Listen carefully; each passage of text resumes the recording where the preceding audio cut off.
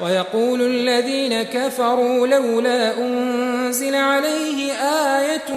من ربه قل إن الله يضل من يشاء ويهدي إليه من أناب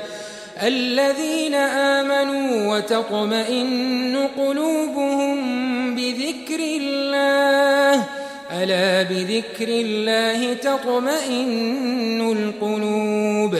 الذين آمنوا وعملوا الصالحات طوبى لهم وحسن مآب كذلك أرسلناك في أمة قد خلت من قبلها أمم لتتلو عليهم الذي أوحينا إليك وهم يكفرون بالرحمن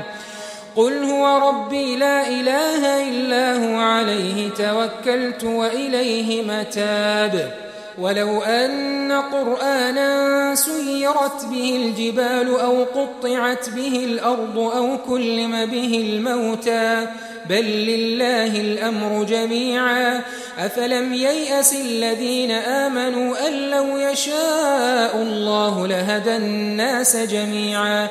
ولا يزال الذين كفروا تصيبهم بما صنعوا قارعة أو تحل قريبا من دارهم حتى يأتي وعد الله